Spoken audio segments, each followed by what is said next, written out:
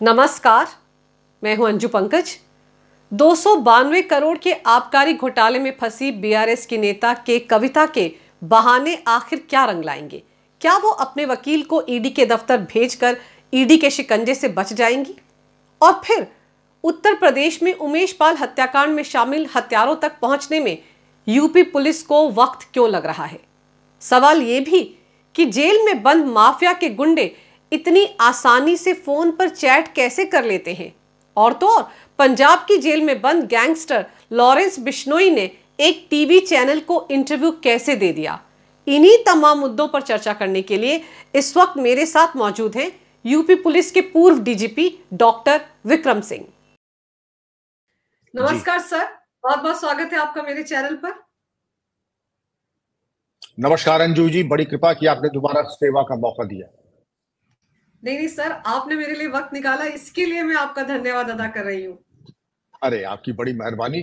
और आप इतनी लोकप्रिय हैं और विश्व में आपका एक नाम है और आपके बड़ी बेकरारी से लोग इंतजार करते हैं। आप अगला आप क्या इशू निकालेंगे, किस चीज की ज्वलंत प्रश्न के ऊपर आप चर्चा करेंगे? तो मेरा सौभाग्य है कि आपके चैनल पे मुझे मौका मिला है। बहुत बहुत धन्यवाद सर। सर, मैं ये जानना चाह रही हूँ कि कविता, ये जो 292 करोड़ का आबकारी घोटाला है दिल्ली सरकार का, इस मामले में बीआरएस नेता के कविता को आज ईडी के सामने पेश होना था, लेकिन वो ईडी के सामने खुद पेश नहीं हुई बल्कि अपने वकील को भेज दिया और ये कहा कि उनका मामला सुप्रीम कोर्ट में चल रहा है, इसलिए वो ईडी के सामने पेश नहीं हो सकती। तो उनके इस रवैये को कैसे देखा जाए? ये एक सामान्य, एक जो मुजरिम होता है, आरोपी होता है, उसका यही व्यवहार होता है। आसानी से वो थाने चौकी या जब तलब किया जाता है तो नहीं जाता है। वो एन केन प्रकार मामला सुप्रीम कोर्ट में दरखास्त डालने से या किसी कोर्ट में डालने से आपको ये अधिकार नहीं मिल जाता है कि अगर किसी संवैधानिक या किसी कानूनी संस्था ने आपको तलब किया है तो इस आवरण को लेकर के, हाँ, सुप्रीम कोर्ट जिस दिन आपको आदेश दे दे कि आपको पेशी से मुक्त किया जा रहा है तो उस आदेश की सर्विस आप कीजिए। लेकिन फिर इस तरीके से तो बड़ा अच्छा एक नजीर कायम हो गई कि किसी को कोई बुलाए और एक वकील से आप अपनी कोई रिट याचिका दाखिल करा दीजिए। कहीं साहब हमारी तो रिट याचिका दाखिल है, जब उसका निर्णय आएगा तब हम आएंगे। ये विवेक और ये विकल्प आरोपी का नहीं है। जब न्यायालय का आदेश आ जाएगा तो वो सराखों पर। लेकिन एक सामान्य आरोपी अपने बचने के इस रास्ते से ईडी हो, थाना हो, जाकर के इस तरीके के अलर्गल तर्क देता है जिसका कोई लीगल सैंक्शन नहीं है। इसलिए मैं चाहूंगा कि बेहतर होगा कि वो जा करके ईडी के सामने पेश हो, अपना पक्ष अभिलेखीय और मौखिक साक्ष्य प्रस्तुत करें और दुनिया भर के इधर उधर के प्रपंच में न पड़े। सर, जो बुधवार को याचिका दायर की गई थी उनकी तरफ से सुप्रीम कोर्ट में, उसमें कहा गया था कि ईडी के कानून के तहत महिलाओं को दफ्तर में बुलाकर पूछताछ करने का प्रावधान नहीं है, बल्कि घर में आकर पूछताछ करनी चाहिए ईडी की टीम को। क्या सच में ईडी के मैनुअल में इस तरह की कोई बातें हैं? ये कई चीजों को एक साथ मिक्सअप कर रही हैं। सीआरपीसी के बारे में निर्भया केस में 13 क्रिमिनल लॉ अमेंडमेंट एक्ट और सुप्रीम कोर्ट गाइडलाइंस में ये दिया था कि महिला आरोपियों और महिला साक्षी को उनके घर के ऊपर और दिन के समय, रात में नहीं, उनकी सुविधानुसार और उनके परिवार के सदस्य के मौजूदगी में उनसे पूछताछ की जाएगी। लेकिन सीआरपीसी में विवेचना होती है, ईडी इंक्वायरी करती है। ईडी के जो साक्ष्य आते हैं, आपने अगर उनकी नोटिस देखा होगा, वो सामान्यतः 11 बजे बुलाते हैं। ईडी में महिला अधिकारी रखी जाती हैं, ईडी में सीसीटीवी की भी व्यवस्था है और ईडी जब कभी महिलाओं को बुलाती है, मैंने यही सुना है कि महिला अधिकारी मौजूद रहती हैं, सीसीटीवी के सामने सारी पूछताछ होती है। तो ये तर्क भी बिल्कुल अमान्य है। एक फर्क समझे, सीआरपीसी की विवेचना में और पीएमएलए की, prevention of money laundering act की इंक्वायरी में, दोनों में फर्क है, विवेचना में और जांच में। तो पीएमएलए की ईडी इंक्वायरी, जो कहते हैं ईडी इंक्वायरी, तो ईडी इंक्वायरी और सीआरपीसी इन्वेस्टिगेशन में फर्क है। जो वो जिस चीज की ओर इंगित कर रही है वो सीआरपीसी का इन्वेस्टिगेशन है, न कि ईडी की इंक्वायरी है। और ये तो आप कह सकते हैं कि थाने में न महिला आरक्षी हैं, वहां पर बड़ा अत्याचार होता है, वहां सीसीटीवी नहीं है। ये कोई तर्क मान्य नहीं है ईडी के लिए। मैं फिर कहूंगा, ईडी के सामने जाएं और अपना पक्ष प्रस्तुत करें। और सर, अब तो सुप्रीम कोर्ट में उन्होंने ये गुहार लगाई थी कि उनका मामला अर्जेंट बेसिस पर सुना जाए, लेकिन ऐसा नहीं हुआ। अब सुप्रीम कोर्ट में उनके मामले की सुनवाई 24 मार्च को है, लेकिन ईडी ने भी आज उन्हें नया सम्मन जारी कर दिया है और कहा है कि 20 मार्च को वो ईडी के सामने हाजिर हो। तो अब आपको क्या लगता है, फिर से वो कोई बहाना तलाश रखती है, या फिर अब उन्हें हर हाल में ईडी के सामने पेश होना ही होगा, टाल मटोल नहीं चलेगी? बहाना तो वो ढूंढेंगे जरूर, हर हाल में बहाना ढूंढेंगे, क्योंकि लगता है उनको जो मशवरा देने वाले हैं कहते ईडी के सामने मत जाइए। और उस परिप्रेक्ष्य में हमें क्या लगता है, कोई मेडिकल सर्टिफिकेट का प्रागट्य होगा या कोई और तर्क आ जाएगा। लेकिन ईडी क्या कानून नहीं जानता है? उनको क्या मालूम नहीं कि माननीय सर्वोच्च न्यायालय सर्वोच्च केवल हमारे आपके लिए नहीं है, वो ईडी के लिए भी सर्वोच्च न्यायालय है। तो माननीय न्यायालय ने उनको जब बताया आपने कि उन्होंने आवेदन पत्र दे दिया है, तो ईडी भी समझ रही है कि वो निरर्थक और अपने भागने के रास्ते तलाश रही है, न कि न्यायालय से सुरक्षा की गुहार के लिए। आपको मैं एक चीज और बताऊं, सिविल पुलिस के कर्मियों के ऊपर निरंतर ये आरोप लगते हैं कि वो आधे कसाई हैं, जिसमें मैं भी शामिल, आधे कसाई हैं आधे इंसान हैं। लेकिन ईडी के ऊपर इस तरीके का कोई आरोप नहीं लगा कि उन्होंने मानवाधिकार का हनन किया है, कस्टोडियल मार कुटाई की है, उनको बर्फ की सिल्ली पे लिटाया है, उनको उल्टा टांगा है। ये सब आरोप ईडी के ऊपर तो लगे नहीं आज तक। पुलिस सामान्य पुलिस है तो उनको बेखौफ होकर जाना चाहिए। अच्छा, संतोष की बात यह है कि ईडी में एक बड़ी संख्या सीनियर महिला ऑफिसर्स की भी है। तो ये सब प्रपंच जो है ये सब चलने वाला नहीं है। बेहतर ये होगा कि ईडी ने सब कुछ समझ करके और एक सुविचारित एक नोटिस दोबारा भेजी है, उसका सम्मान करें और ईडी के सामने अपना पक्ष फौरन से पेशतर प्रस्तुत करें। सर, ईडी से राजनेताओं को इतना डर क्यों लगता है? क्यों भागे भागे फिरते हैं वो ईडी के सामने जाने से? देखिए, prevention of money laundering act की परिधि में ईडी की अधिकांश विवेचना है और बेनामी ट्रांजैक्शन एक्ट 2016, इसके बड़े स्ट्रिंजेंट प्रोविजंस हैं। और ये नहीं कि 1 साल 2 साल 3 साल की, इसमें न केवल चल अचल संपत्ति कुर्क हो सकती है, अपितु बहुत लंबी सजा का प्राविधान भी है। अच्छा, चूंकि इसमें अभिलेखीय साक्ष्य होता है, आपने सुना होगा कि चाकू का मारा गोली का मारा बच जाता है, कागज का मारा नहीं बचता है। तो ईडी जो कागज की है, डॉक्यूमेंट्री एविडेंस है, उस डॉक्यूमेंट्री एविडेंस की काट नहीं होती है। और उस डॉक्यूमेंट्री एविडेंस का जब पेश हो जाता है तो अच्छे से अच्छे राजनेता भी उसकी गिरफ्त आ जाते हैं, कोई बचाने वाला नहीं होता है। न कोई गवाह है कि जिसको आप फोड़ लें, न कोई गवाह है जिसकी जैसे उमेश पाल की हत्या कर दें तो बच जाएंगे।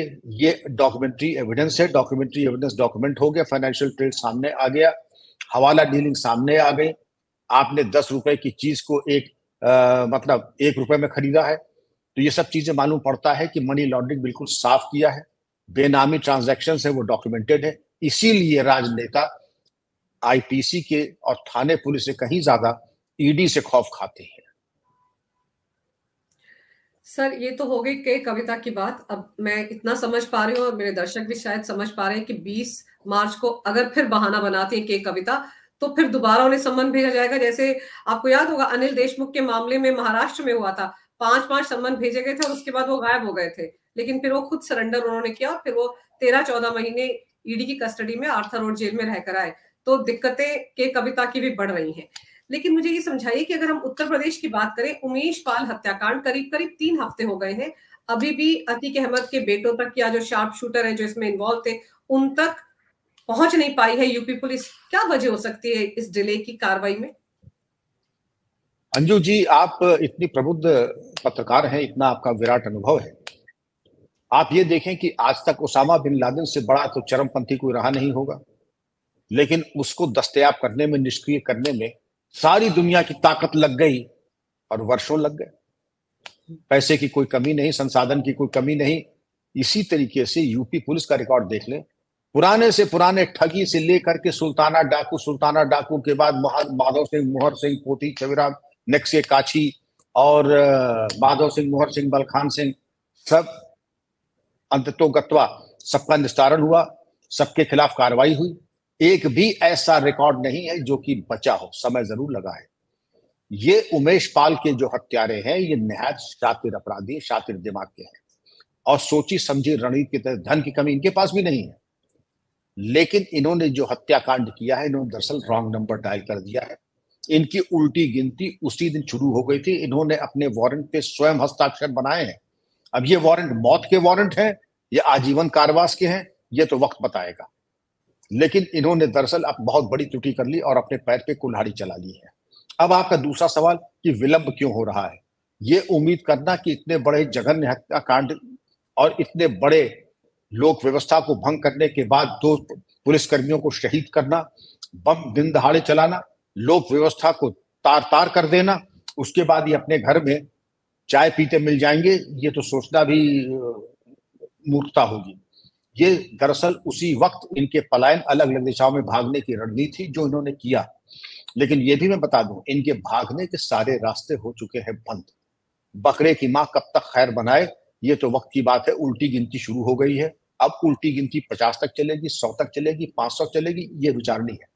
लेकिन निश्चित जानिए, आज इनके ऊपर 2.5 लाख या 5 लाख का इनाम है। अगर यही 50 लाख कर दिया जाए, 1 करोड़ हो जाए, तब क्या होगा? आप सोचे इसको। जो इनके चेले चपाटे, ड्राइवर, अनुचर, सेवक और जो मालिश करने वाले, यही इनका गला काट देंगे और गवर्नमेंट से 1 करोड़ रुपए का इनाम ले लेंगे। इसके पहले भी ऐसा हुआ, ऐसा नहीं है। फिर कहते नेपाल चले गए, तो नेपाल पहले भी बहुत लोग चले गए थे। अब्दुल करीम टुड्डा भी चला गया था और तमाम लोग चले गए थे। वापस आए कि नहीं आए, कार्रवाई हुई कि नहीं हुई? तो ये कोई समझे कि हम नेपाल चले गए हैं, सिंगापुर चले गए हैं, बैंकॉक चले गए हैं या दुबई चले गए हैं तो सुरक्षित हैं। कोई सुरक्षित नहीं है अंजू जी। सबका हिसाब किताब बड़े करीने से, बड़े कायदे से, मूल सूद समेत उनको लौटाया जाएगा कानून की परिधि में। समय जरूर लगेगा। ह्यूमन इंटेलिजेंस, टेक्निकल इंटेलिजेंस सब लगी है। हर चीज का खुलासा करना नहीं है। और यह भी तरीका होता है कि 100 जनता के आदमी जो कि सूचना संकलन में हो, 100 ऐसे पुलिस अधिकारी जिनको की शौक है इस तरीके के ऑपरेशन से भाग लेने का, उनको खुली छूट, खुले पुरस्कार की घोषणा जो मैं कर चुका हूं कि वक्त से पहले उम्मीद से ज्यादा यह पुरस्कार दिया जाएगा, चाहे आउट ऑफ टर्न प्रमोशन, मुंह मांगा इनाम दिया जाएगा। ये वो फोर्स है जो आसमान के तारे तोड़ के लाके दे देती है। लेकिन सर ये समझाइए कि जैसे कि बोला जा रहा है कि कुछ टीम्स नेपाल भी गई हैं, जिसका जिक्र आपने भी किया, और ये कहीं भी छुपे होंगे, वहां से इन्हें ढूंढ निकाला जाएगा।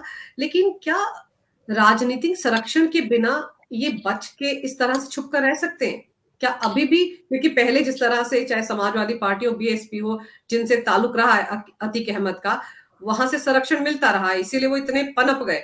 लेकिन आज की तारीख में भी आपको लगता है कि बिना राजनीतिक संरक्षण के बचे रह सकते हैं इतनी देर तक? नहीं, राजनीतिक संरक्षण नहीं। अपराधी तो अपराधी होता है। ददुआ ठोकिया थे, इसके अलावा जो चंबल में, बिहड़ में जो 10 युगल थे, जो राष्ट्र विरोधी थे, उनको तो राजनीतिक संरक्षण नहीं मिलता है। वर्तमान में कम से कम उत्तर प्रदेश में इनको संरक्षण नहीं मिला था वर्तमान में। इसके पहले मिलता रहा हो, लेकिन आपको ये मालूम होना चाहिए, यहाँ टिकड़ी थी। अतीक अहमद इधर प्रयागराज से लेकर के गाजीपुर तक, गाजीपुर से लेकर बिहार तक मुख्तार अंसारी, और बिहार में जो शहाबुद्दीन गुजर गए हैं, ये पूरा इंडो नेपाल बॉर्डर के ऊपर इनकी सक्रियता थी। नेपाल जाना, नेपाल से आना, नेपाल की नकली जो भारतीय मुद्रा के नोट बहावलपुर पाकिस्तान में छपते हैं, उनकी तस्करी करना और उसके माध्यम से अपने साम्राज्य में जो हमारी अर्थव्यवस्था में नकली पाकिस्तानी नोट को झोंकना, जो 100 रुपए का एक नकली नोट जो 20-25 रुपए में मिलता है, उनको ला करके नकली मुद्रा को चलाना। तो ये एक जो नेक्सस था, यूपी में तो नहीं चला, लेकिन बिहार में तो चल ही रहा है। बिहार में आप कहते हैं कि इनको अभय दान मिला है, तो ऐसा ये बिल्कुल सही है। इसी तरीके से इनको प्रयागराज से इंडो नेपाल भागने में ज्यादा वक्त नहीं लगा होगा। ये जरूर था कि प्रयागराज में जो घटना हुई है, मैं अगर जिसको देखता हूं कि अगर पहले पुलिस का शिकंजा मजबूती से कस गया होता तो यह हत्याकांड रुक सकता था, और इस तरीके का जो दुस्साहसिक एक हत्या हुई है वो भी रोकी जा सकती थी। उसके ऊपर न जाते हुए, क्योंकि वो त्रुटि थी पुलिसिंग में, क्योंकि अगर पहले आपको मालूम था, क्योंकि जैसे एक मैन ईटिंग टाइगर होता है, वो अपने शिकार को हत्या करने से पहले 10 बार देखता है। इन लोगों ने भी सर्वेलेंस किया है। आज जो सीसीटीवी की फुटेज आई है, इनको चप्पे चप्पे की जानकारी थी, इनके एक कार्य योजना थी, इनका एक रोड मैप था, उसके तहत इन्होंने हत्याकांड किया और रास्ते में जो भी आया उसको रौंद दिया। चाहे वो 2 हमारे पुलिसकर्मी थे, वो भी शहीद हुए। इस परिप्रेक्ष्य में आप क्या समझती हैं कि इन्होंने अपने भागने का इंतजाम नहीं किया होगा? हुलिया नकली पासपोर्ट नहीं बनवाए होंगे? अपने लिए वांछित मुद्रा की व्यवस्था अन्य स्थानों पर नहीं की होगी? ये सब किया होगा। जब इन्होंने दर्जनों दर्जनों सिम कार्ड लिए, फेस टाइम किया, आईफोन के माध्यम से एनक्रिप्टेड चैटिंग की, तो इन्होंने इन सबको भी किया होगा। लेकिन इनसे भी ज्यादा शातिर दिमाग के लोग आए और उनका भी निस्तारण पुलिस ने किया है, यूपी पुलिस ने किया है, इनका भी निस्तारण होगा। समय जरूर लग रहा, आप बिल्कुल सही कह रहे हैं, जनता का प्रश्न उठाना बिल्कुल वाजिब है। आखिर इतने जघन्य हत्याकांड के बाद भी इनका निस्तारण अब तक क्यों नहीं हो पाया, ये सवाल वाजिब है, और इसका जवाब बातों से नहीं, एक्शन से होना चाहिए। और सर, जैसा कि आपने अभी जिक्र किया कि इन लोगों ने आपस में फोन पर चैट्स भी किए हैं, और कहाँ तो अहमदाबाद में साबरमती जेल में अतीक अहमद बंद है और बरेली में उसका भाई है, तो ये फोन पर इस तरह की चैट्स कैसे कर लेते हैं जबकि जेल के अंदर है? तो कहीं ना कहीं ये माना जाए कि जेल के अंदर भी मिली भगत होती है और इनको इस तरह की शय मिल जाती है। अंजू जी, मैं 3 उदाहरण देता हूं आपको। सुकेश चंद्रशेखर दिल्ली जेल, मुख्तार अंसारी बांदा जेल, मुख्तार अंसारी के साहबजादे चित्रकूट जेल, और साबरमती जेल में अतीक अहमद। एक चीज कॉमन है हर जगह, वो है भ्रष्टाचार। सुकेश चंद्रशेखर के बारे में यह बताया जाता है कि कदाचित वो 50 लाख रुपए रोज की रिश्वत कर्मचारियों को देता था। मुख्तार अंसारी गाजीपुर जेल में जब थे, पहले की बात है, तो उनके लिए ताजी मछली के लिए एक तालाब खुदा था, और उसके साथ बैडमिंटन खेलने डिस्ट्रिक्ट मैजिस्ट्रेट तक जाते थे। तो जेल कर्मचारी क्या करेगा? मिलने वाले भी आएंगे, बुर्ग मुसल्लम भी आएगा, दुनिया भर की अवांछनीय सुविधा भी दी जाएंगी, आपको टेलीफोन और दुनिया भर के एप्स दिए जाएंगे। जैसे सुकेश चंद्रशेखर को स्पूफिंग ऐप दिया गया, वो आवाज बदल करके होम सेक्रेटरी का स्वांग रखने लगता था। तो इसी तरीके से सारी तमाम सुविधाएं उसका एक कारण है। अब आप पूछेंगे जब इतना हुआ तो फिर इसका ये रेपिटेशन क्यों हो रहा है? दुर्भाग्य ये है कि जहां पर आपको तुरंत इनके खिलाफ अपराध पंजीकृत करके जेल भेजना चाहिए था, सेवा मुक्त करना चाहिए था, हुआ ये कि जिसको कहते हैं कि केवल होम्योपैथी की मीठी गोली खिला करके अपने कर्तव्य की इतिशी समझ ली, सस्पेंशन, जांच। तो सस्पेंशन और जांच से तो कहते कि जितना हमने कमा लिया है, ऐसी तो 4 जांच आप और करा दीजिए, उससे भी हम निपट लेंगे। होना यह चाहिए था कि इनका तुरंत इनको जेल भेजना चाहिए था, तुरंत इनका डिसमिसल होना चाहिए था, तुरंत इनकी चल अचल संपत्ति कुर्क होनी चाहिए थी, और एक केस में भी नहीं हुआ। अगर तिहाड़, चित्रकूट, बांदा, साबरमती में आज भी हो जाए, अभी कुछ नहीं बिगड़ा है, तो आप मान के चलिए दोबारा कोई जेल कर्मी दुस्साहस नहीं करेगा, क्योंकि एक नजीर और इतिहास रचना चाहिए जहां तक की सजा होनी चाहिए। अंग्रेजी की एक कहावत है जो हम लोगों को सुनाई जाती थी, you have to be cruel to be kind. ऐसे तत्वों के ऊपर ऐसी कार्रवाई कि दोबारा थर्रा जाए कोई जेल कर्मी या पुलिसकर्मी अपराधियों की मदद करने के लिए। और सर, जैसे आपने तिहाड़ जेल का जिक्र किया, हम सब ने देखा कि सत्येंद्र जैन जो मंत्री हुआ करते थे, 9 महीने तक मंत्री रहे, उसके बावजूद तिहाड़ जेल में रहे, उनको किस तरह की सेवाएं मिल रही थी? वो तो जेल मंत्री हुआ करते थे, और जेल दिल्ली में तिहाड़ जेल तो आम आदमी पार्टी के अंतर्गत ही आती है, सरकार के। और अब आप देखिए सुकेश चंद्रशेखर जो है, उसने भी कहा कि उसको तो प्रोटेक्शन मनी 10 करोड़ सत्येंद्र जैन ने उससे मांगा था। तो खुला खिल फर्रुखाबादी तो शायद हर जेल में चल रहा है। बिल्कुल चल रहा। भ्रष्टाचार इंस्टीट्यूशनलाइज हो जाएगा। इसी तरह से इंस्टीट्यूशनलाइज करप्शन जो जेल का आ गया है, मुलाकात के पैसे अलग, विशेष सुविधाओं के पैसे अलग, अपने परिवार के यहाँ से खाना मंगाना उसके पैसे अलग। तो ये जो इंस्टीट्यूशनलाइज करप्शन है, ये भी दशकों दशकों से चला आ रहा है, और इस नेक्सस को तोड़ने की आवश्यकता है। मैं आपको बताऊं कि सिंगापुर जेल में, जिसको लुंगी प्रिजन है, जिसका नाम मुझे याद आ रहा है, वहां पर बबलू श्रीवास्तव यूपी का माना हुआ माफिया वाहन विरुद्ध था। जब सीबीआई के एमएल शर्मा साहब लेने गए, लुंगी प्रिजन में यह था कि अगर कितनी बार आदमी खांसता है, कितनी बार वॉशरूम जाता है, हर चीज डॉक्यूमेंटेड, हर चीज, कितना पानी पिया, कितना खाना खाया, क्या खाना खाया, एवरीथिंग इज डॉक्यूमेंटेड। और कपड़े ऐसे कि बिल्कुल यहाँ पे कमर पर जैसे कि झीनी सी एक चादर होती है, और उसमें हल्का सा स्ट्रिंग, जिससे कि कोई फांसी न लगा सके, कोई हमला आक्रमण न कर सके, किसी तरह का कोई अवांछनीय गतिविधियां न कर सके। ऐसी प्रिजन कि जहां पे लोग पानी मांग जाते थे, इसको लुंगी प्रिजन सिंगापुर का। हमारे यहाँ सेलुलर जेल था पोर्ट ब्लेयर में, खैर उसकी बात हम कम करते हैं, क्योंकि वो अंग्रेजों के जमाने में हमारे स्वतंत्रता संग्राम सेनानियों को नजरबंद करने के लिए था। लेकिन कम से कम जो बेस्ट प्रैक्टिसेस वर्ल्ड की हैं, वो तो हम ला ही सकते हैं। लुंगी प्रिजन सिंगापुर की ला सकते हैं, सीसीटीवी लगा सकते हैं, मोबाइल फोन जैमर्स लगा सकते हैं। तो हमारे तो सब लगा हुआ है, लगा तो जरूर है, लेकिन जब अतीक अहमद को फेस टाइम करना होगा तो मोबाइल जैमर ऑफ कर दिया जाए। या उसको उस जगह ले जाया जाएगा जहां पे मोबाइल जैमर क्रियाशील नहीं होगा। दूसरी चीज कि सीसीटीवी लगा है, लेकिन उसमें के सामने अगर आप अपना तौलिया या गमछा लगा देंगे, सीसीटीवी क्या करेगा?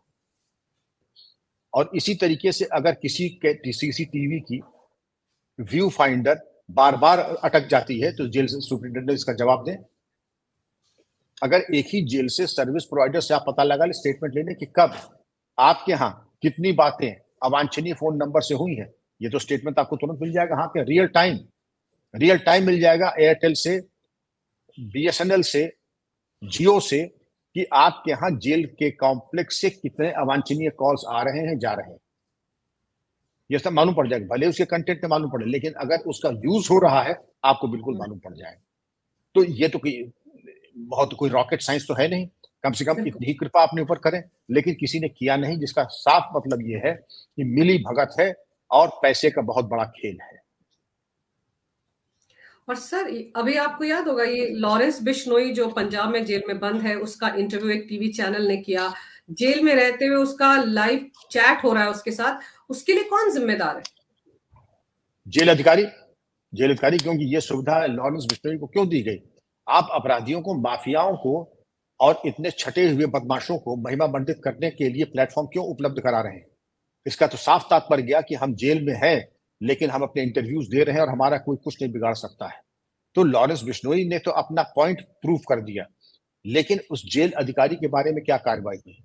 पीड़ा इस बात की है कि निरंतरता, पंजाब जेल हो, तिहाड़ जेल हो, चित्रकूट जेल हो, बांदा जेल हो, गाजीपुर जेल हो, और भी कोई साबरमती जेल हो, जेल स्टाफ के ऊपर जो ऐतिहासिक कार्रवाई है वो आज तक नहीं हुई। और हम तैयारी कर रहे हैं कि दोबारा जब कभी कोई माफिया एक पैसा खर्च करने को तैयार हो, उसको मनमाफिक सुविधा उपलब्ध करा दी जाए। ये बड़ी दुर्भाग्यपूर्ण और आपत्तिजनक स्थिति है। लेकिन सर, जैसे आप बता रहे हैं, क्योंकि भ्रष्टाचार है, पैसे का लेन देन है, और जब किसी को सस्पेंड भी किया जाता है या उसको टर्मिनेट किया जाता है, तो भी उसकी जो संपत्ति उसने इस भ्रष्टाचार से बनाई है उसको तो कहीं सीज नहीं किया जाता, जब्त नहीं किया जाता। इसलिए उन अधिकारियों को लगता है कि सस्पेंड हो गए तो क्या हुआ, इतना तो कमा ही लिया सालों में। हाँ, बिल्कुल आपने सही कहा, आज तक किसी की संपत्ति अटैच नहीं की गई। दूसरा तो खुलेआम आपने कहा, ये जो एक वास्तविक सत्यता है, सस्पेंड हो गए, 1 साल सस्पेंड रहे, उन्होंने कहा जितनी हमारी कमाई थी उसमें हमने 2 मकान और बना लिए सस्पेंशन पीरियड में। हमारा क्या गया? सस्पेंड हुए, मकान बनाने का अवसर मिला, और जो हमारी रिश्वत की कमाई थी उससे हमने 2 मकान और बना लिए। तो ये एक उनको अवसर मिल जाता सस्पेंशन का, बल्कि वो स्वागत करते हैं। इसीलिए जब तक उनकी आर्थिक सामर्थ्य पे चोट नहीं पड़ेगी, उनकी संपत्ति अटैच नहीं होगी, सेवा मुक्त नहीं किए जाएंगे, जेल नहीं भेजे जाएंगे, नेम और शेम नहीं किए जाएंगे, इसके ऊपर कोई प्रभाव पड़ने वाला नहीं है। अंजू जी, सर, ये खामी उत्तर प्रदेश के जेलों में भी है, क्योंकि जिस तरह से ये बातचीत हुई आपस में सबने किया है, तो कहीं ना कहीं हम कई बार बात करते हैं ना कि पुलिस में रिफॉर्म्स की बहुत जरूरत है, जेलों में रिफॉर्म्स की बहुत जरूरत है, तो शायद उस तरफ भी ध्यान देने का वक्त आ गया है। It's high time now. बिल्कुल हाई टाइम, और इसको लागू करने की जरूरत है, क्योंकि अब देश बर्दाश्त नहीं करेगा।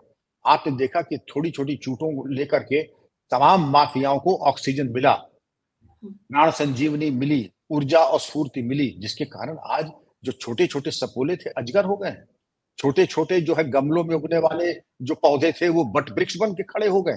जिसके लिए जरूरी है कि अमूलचूल परिवर्तन होना चाहिए। और मैंने अपने कार्यकाल में ये किया था कि प्रत्येक प्रदेश के, तब 68 जिले थे, प्रत्येक जेलों में एक साथ छापे पड़ेंगे, डीएम एसएसपी एक साथ जाएंगे, और जो आपत्तिजनक वस्तु मिलेगी उसको सिर्फ सीज करेंगे, उसकी वीडियोग्राफी करेंगे। बल्कि वहां के जो जेल कर्मी हैं उनके ऊपर भी मुकदमा लिख के उसी जेल में उनको ठूसेंगे जहां पर वो कार्यरत थे। तो उसका बड़ा इम्पैक्ट पड़ा था। और शायद सर, क्योंकि देखो, सीबीआई और पीएमएल, ईडी की बात जब की जाती तो ईडी में यही कहा जाता है कि ईडी के कानून में संपत्ति सीज करने का प्रावधान है, जब्त करने का प्रावधान है, इसलिए ईडी के गेड़े में कोई ना आए, इस बात से सब डरते हैं, चाहे राजनेता हो या अपराधी हो। लेकिन सीबीआई के मामले में उन्हें लगता है क्या होगा। लालू के मामले में हमने देखा है, चारा घोटाले में वो उनको सजा भी होगी, लेकिन उनकी संपत्ति तो सीज नहीं की गई। आप बिल्कुल ठीक कह रही है। जब तक पीएमएलए ना होगा या यूपी गैंगस्टर्स एक्ट सेक्शन 14 ना होगा, और ऐसे प्राविधान, ये आपका एनडीपीएस एक्ट में भी इसका प्राविधान है कि अगर narcotics and drug and psychotropic substances act के अंतर्गत ये संपत्ति अर्जित की गई है, तो उसमें भी कानून में कमी नहीं है, लेकिन उसका इम्प्लीमेंटेशन बहुत ही ढुलमुल हो रहा है। एनडीपीएस एक्ट में सजाए मौत तक की है। एनडीपीएस एक्ट में भी संपत्ति टोटल अटैच करने का भी प्राविधान है। ड्रग्स पूरे पंजाब को तबाह कर दिया, ड्रग्स खुलेआम सब जगह मिलती है, लेकिन न मैंने आज तक सजाए मौत सुनी है, न मैंने सुना है कि किसी नारकोटिक्स वॉरलॉर्ड की, नारकोटिक्स डीलर की संपत्ति पूरी अटैच की गई हो।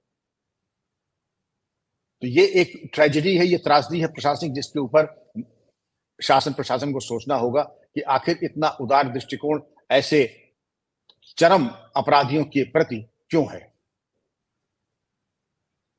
और सर, ये जो उमेश पाल हत्याकांड है, इसमें जिस तरह से शुरुआत में 2 एनकाउंटर्स हुए थे, उस पर बड़े सवाल उठे थे, लोगों को लगा कि ये फर्जी एनकाउंटर हो सकते हैं। तो क्या आपको लगता है कई बार पुलिस के ऊपर बहुत ज्यादा राजनीतिक दबाव आ जाता है, इसलिए जल्दी जल्दी कार्रवाई दिखाने की कोशिश होती है और फिर बाद में लगता है कि धीरे धीरे भी काम किया जाए तो कोई बड़ी बात नहीं है?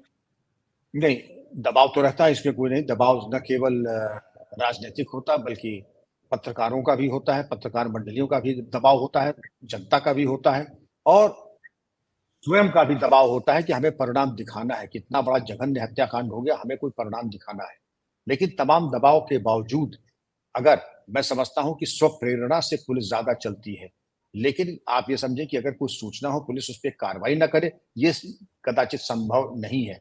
पुलिस काम जरूर करेगी, लेकिन ये उम्मीद करना कि एक अगर दिखाना होता तो 2 मुठभेड़ और हो जाती, लेकिन वो मुठभेड़ भी सही नहीं होती, नकली होती, और उसमें लेने के देने पड़ जाते शासन को भी और पुलिस विभाग को भी। इसलिए उन्होंने जो काम किया बिल्कुल सही किया, अपने हिसाब से किया, पूरा नाप तौल करके किया, और ह्यूमन इंटेलिजेंस और टेक्निकल इंटेलिजेंस के आधार पर उन्होंने छापे डाले। अब ये कह देना कि चूंकि मामला ढीला पड़ गया है, क्योंकि अब दबाव नहीं है, ये ऐसी बात नहीं है। क्योंकि अभी एक्शनेबल इंटेलिजेंस नहीं है, और एक्शनेबल इंटेलिजेंस इसलिए नहीं है कि ये इतने शातिर दिमाग के अपराधी हैं कि इन्होंने पूरी अपने शातिर दिमाग की प्लानिंग के तहत अपने फुटप्रिंट्स, अपने फिंगरप्रिंट्स, अपनी सारी शिनाख्त छुपा दी है। लेकिन कालांतर में ये उभर के आएगी, जैसे उसामा बिन लादेन की आई और अन्य चरमपंथियों की आएगी, इनकी भी आएगी, और इनकी उल्टी गिनती शुरू हो चुकी है। लेकिन इतना तो जरूर है सर कि जब से विधानसभा में सीएम योगी ने कहा था कि वो माफिया को नेस्त नाबूद कर देंगे, मिट्टी में मिला देंगे, उसके बाद से कम माफिया से जुड़े हुए लोग चूहे की तरह छिपे बैठे हैं। यही एक बहुत बड़ा संकेत है उनके लिए। निसंदेह इस प्रबल और दृढ़ इच्छा शक्ति के साथ जिन शब्दों का चयन माननीय योगी जी ने किया है, उससे इतना कड़ा संदेश गया है जो कि मैं अपने जीवन में नहीं सुना है। इस कड़े संदेश के बाद जहां पुलिस में ऊर्जा और स्फूर्ति का संचार हुआ है, माफिया बिल्कुल थर थर थर थर कांप रहे हैं। माफिया और उनके प्रायोजित करने वाले, उनका सहयोग करने वाले, उनका समर्थन करने वाले, सहयोग करने वाले, वो भी बहुत सशंकित है, और उनको अपना भविष्य बहुत ही अंधकार में दिखाई पड़ रहा है, और दिखना भी चाहिए। इसके पहले कभी ऐसी खुली चुनौती उनको या उनके साम्राज्य को नहीं दी गई थी, और आज अगर दी गई है तो जनता से पूछे अंजू जी, जनता कितनी प्रसन्न है इस वक्तव्य को सुनकर के, क्योंकि ऐसा वक्तव्य कभी उन्होंने सुना ही नहीं। सामान्यतः वही बहुत ही राजनीतिक और समझिए कूटनीतिपूर्ण कि हम देख लेंगे, हम जांच करा देंगे, हम पूरी ताकत झोंक देंगे, लेकिन कोई गारंटी नहीं कहता था कि हम मिट्टी में मिला देंगे, ना जाने किस भेष में नारायण मिल जाए। इसलिए कभी कोई ऐसी खुल करके चुनौती नहीं देता था। खुल के चुनौती दी है क्योंकि ये वो है जो नेताजी कहते थे, मैं हारूं या जीतूं, मेरा राष्ट्र कभी ना हारे। और राष्ट्र कभी ना हारे, इसलिए इस तरीके की वही टंकार दे सकता है जो राष्ट्रवादी हो, बिल्कुल मन और निर्मल हो, और उसको मालूम है कि उसकी शीर्षस्थ प्राथमिकता जनता की सुरक्षा और सेवा है। तो चलिए सर, उम्मीद करते हैं कि ये उमेश पाल हत्याकांड भी जल्दी सुलझेगा, और जो कहीं ना कहीं छिप कर बैठे हुए हैं उन तक भी उत्तर प्रदेश एसटीएफ जल्द से जल्द पहुंचेगी। आपने मेरे लिए वक्त निकाला और विस्तार से जानकारी दी इन तमाम मसलों पर, इसके लिए आपका दिल से धन्यवाद। नमस्कार। धन्यवाद, बहुत बहुत आभार अंजू जी। नमस्कार। नमस्कार। नमस्कार।